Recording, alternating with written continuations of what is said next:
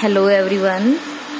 Our next topic is bookkeeping, accounting and accountancy. Bookkeeping क्या है? देखने में तीनों वर्ड जो हैं वो लगभग सेम ही है, लेकिन इनका डिफरेंट मीनिंग है, डिफरेंट इनकी कैरेक्टरिस्टिक्स हैं. अकाउंटेंसी, आपकी बुक का नाम है अकाउंटेंसी. अकाउंटिंग, अभी आपने नेचर ऑफ अकाउंटिंग कर लिया, ऑब्जेक्टिव ऑफ अकाउंटिंग किया है, तो कुछ तो पता चल ही गया होगा अकाउंटिंग क्या है. और नया वर्ड है आपके लिए बुक कीपिंग. अकाउंटेंसी से स्टार्ट करते हैं. It refer to a systematic knowledge of accounting concept with the principle and technique which are applied in accounting. Account में अप्लाई होने वाले रूल्स, प्रिंसिपल्स, उन सबको नॉलेज लेना, उनकी सबका ज्ञान लेना ही अकाउंटेंसी है. तभी आपकी बुक का नाम अकाउंटेंसी है. मीन्स आपको अकाउंटेंसी में क्या करते हैं, हम अकाउंट के बारे में नॉलेज लेते हैं. जो रूल्स हैं, प्रिंसिपल हैं, फॉर्मूलाज हैं, वो हम इसमें यूज करते हैं, तो उसको सीखते हैं. It tell us prepare the books of account, how to summarise the accounting information and how to communicate it to the interested parties. ये हमारी हेल्प करता है, ये हमारे अकाउंट बनाने में हमको सिखाता है कि हमको समरी कैसे करनी है, हमको इन्फॉर्मेशन कैसे निकालनी है और कम्युनिकेट कैसे करना है जो इंटरेस्टेड पार्टीज है उसको. कोलर ने इसकी बहुत अच्छी डेफिनेशन दी है. According to Kohler, accountancy refer to the entire body of theory and practice of accounting.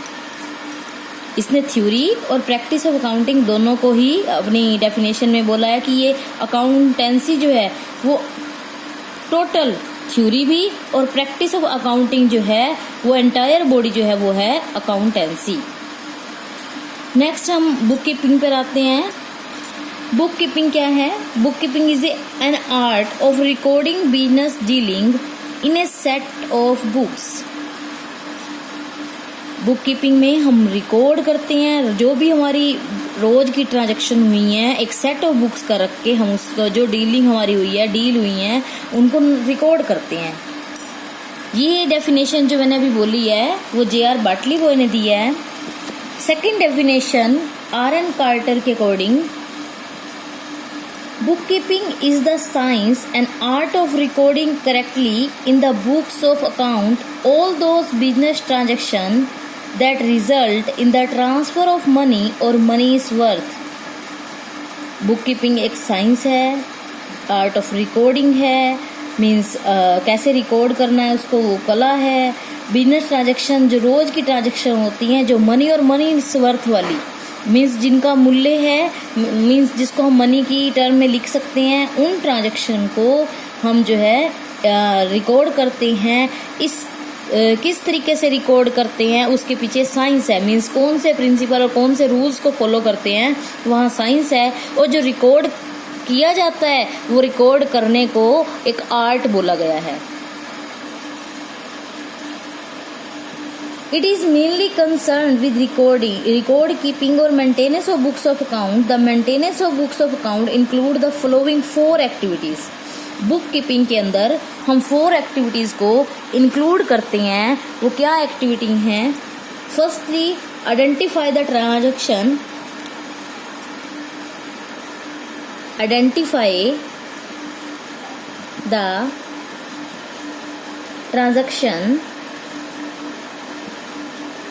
Of financial nature.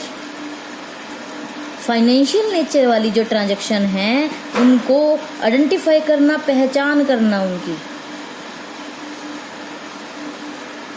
कहाँ से पहचान करना? From amongst the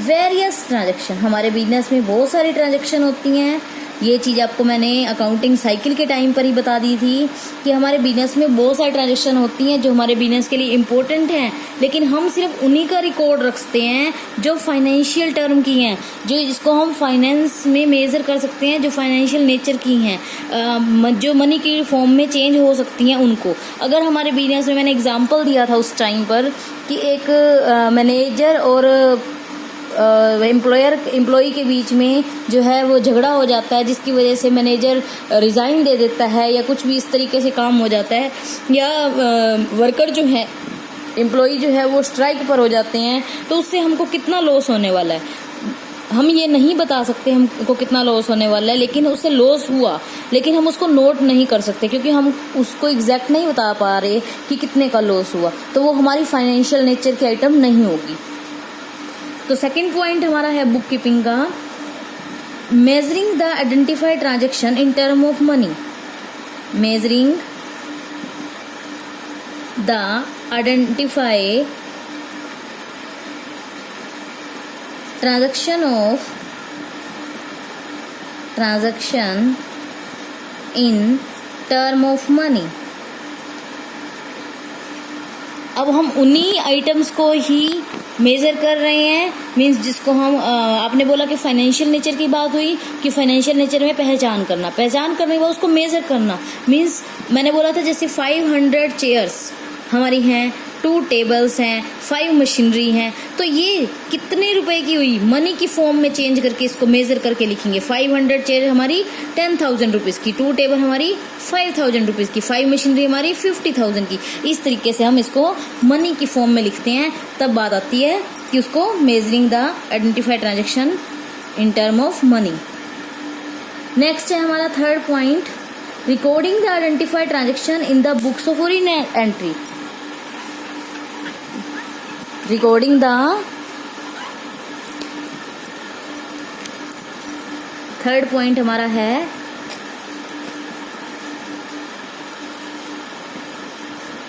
recording the identified transactions in the books of original entry.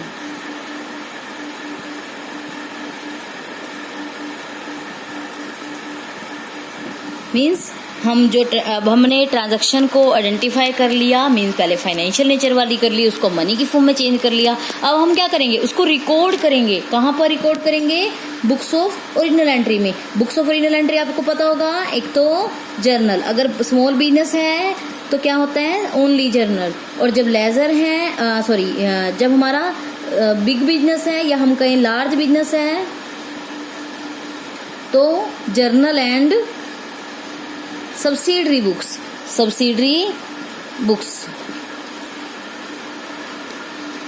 Subsidiary books में सबको clear है ही ना कि subsidiary books में क्या क्या होता है। मैं एक बार फिर से क्लियर कर देती हूँ। Purchase book, cell book, purchase return, cell return, cash book, journal proper, bill receivable and bill payable book, जिसमें हम डिफरेंट बुक रख रहे हैं अपने बिजनेस के नेचर के अकॉर्डिंग, टाइप के अकॉर्डिंग। एंड लास्ट पॉइंट हमारा इसमें है क्लासिफाई देम इनटू लेजर। हमारा जो फोर्थ पॉइंट है इसका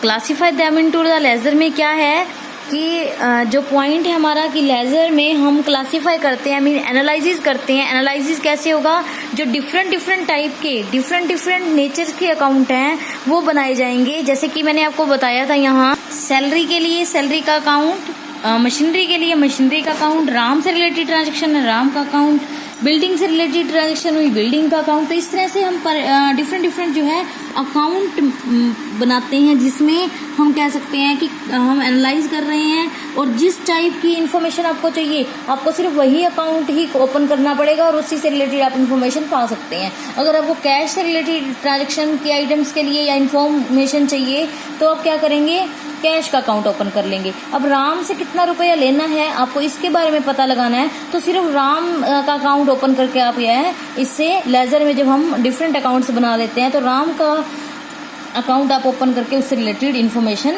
निकाल सकते हैं कि उसने कौन सी डेट को कितना रुपया दिया था, कब कब वो परचेज करके गया आपसे, मीन्स आपने कब सेल किया उसको, जो भी इंफॉर्मेशन है वो आप वहाँ से ले सकते हैं। अब बात आती है कि बुक कीपिंग का काम जो है वो यहीं तक ही होता है, मीन्स लेजर तक ही काम जो है वो बुक कीपिंग का होता है। अब बुक कीपिंग का काम तो बहुत ईजी है, सिर्फ क्या करना है, जर्नल में एंट्री करनी है और लेजर में पोस्टिंग करनी है, आइडेंटिफाई और रिकॉर्डिंग का ट्रांजेक्शन, यही 4 ही फंक्शन थे इसके। अब इसके बाद जो काम होता है वो होता है अकाउंटिंग में। कहाँ होता है? अकाउंटिंग में। मीन्स हम ये कह सकते हैं कि जहाँ हमारी बुक कीपिंग का एंड होता है वहाँ अकाउंटिंग हमारी स्टार्ट होती है। तो ये पॉइंट बहुत ही अच्छा है कि बुक कीपिंग जहाँ एंड हो रही है वहीं पर अकाउंटिंग जो है वो स्टार्ट होती है। तो अब इसके बाद के जो हमने साइकिल किया था, तो इसके बाद के जो फंक्शन थे, मींस समरी करना, रिजल्ट निकालना, या फिर trading profit and loss account और बैलेंस शीट बनाना, कम्युनिकेट करना, इंटरप्रिएट करना, वो सारे फंक्शन जो है हमारे अकाउंटिंग में जाएंगे। मींस इसके बाद जो काम है वो अकाउंटिंग करती है। बुक कीपिंग तो कोई भी पर्सन कर सकता है, मीन्स जिसको थोड़ा बहुत भी अकाउंट का ज्ञान है वो भी कर सकता है, लेकिन अकाउंटिंग के लिए प्रॉपर नॉलेज होनी जरूरी है। तो हमारा नेक्स्ट पॉइंट जो आता है वो है accounting.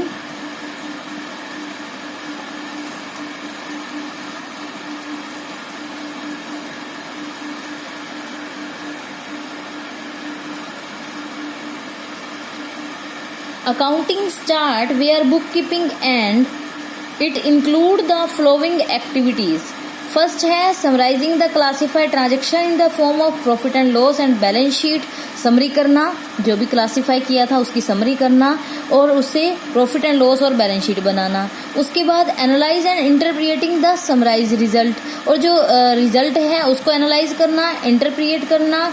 In other word drawing the meaningful information from profit and loss and account and balance sheet. जो हमारा इंटरप्रिएटिंग और एनालाइज है उसका मीनिंग यही है कि अगर हम उसको क्लियर इन्फॉर्मेशन जो है, प्रॉफिट एंड लॉस क्या इन्फॉर्मेशन देता है, बैलेंस शीट क्या इन्फॉर्मेशन दे रहा है, उसको क्लियरली समरी कर देना उसकी, ताकि वो सभी को समझ में आ सके, अंडरस्टैंडेबल फॉर्म में ले आना। हमारा थर्ड पॉइंट जो है वो है communicating the information to the interested parties, और इसकी इंटरेस्टेड पार्टी जो है उसको कम्युनिकेट कर देना।